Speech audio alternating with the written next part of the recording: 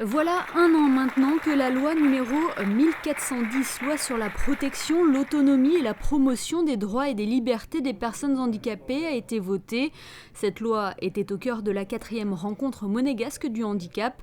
Elle repose sur 3 dimensions essentielles: l'aide sociale, le dispositif d'aide par le travail et la dimension humaine. Cette journée était donc l'occasion de présenter dans les grandes lignes cette loi ainsi que les progrès qu'elle a pu apporter dans le quotidien des personnes handicapées.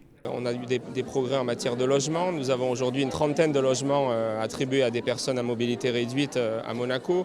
Des grands progrès en matière d'insertion professionnelle.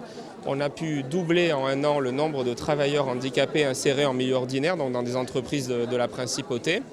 Mais il y a bien sûr toujours beaucoup à faire, peut-être mieux faire connaître encore le statut d'aidant familial qui a été créé par cette loi.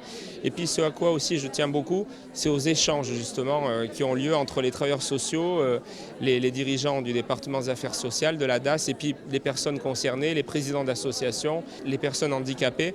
Voilà, c'est très intéressant par le dialogue, par la concertation, de se rendre compte que rien n'est jamais parfait et que par définition, un dispositif, ça doit évoluer, ça doit s'adapter en permanence pour répondre toujours mieux à la réalité du terrain et aux besoins des personnes concernées. C'est surtout à ça, je crois, que sert cette journée.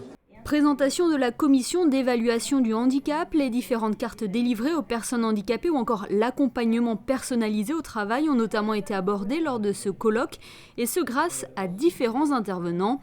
Cette journée était ouverte à tous. De nombreux responsables publics et privés étaient d'ailleurs présents, tout comme des familles et des associations, à l'image de Béatrice Lator, présidente d'Amorepsi. Je pense que ma présence est importante, d'autant plus que nous travaillons énormément avec l'UPPM, puisque les malades psychiatriques se soignent là-bas, et avec l'hôpital Princesse Grace, puisqu'ils ont effectivement un service donc, en psychiatrie.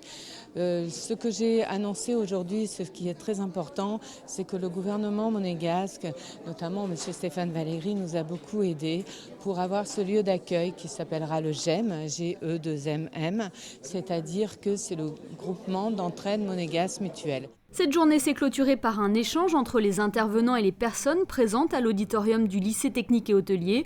À noter que cette 4e rencontre monégasque du handicap aura également été l'occasion de présenter un nouveau dépliant proposé par le Haut Commissariat à la protection des droits, des libertés et à la médiation.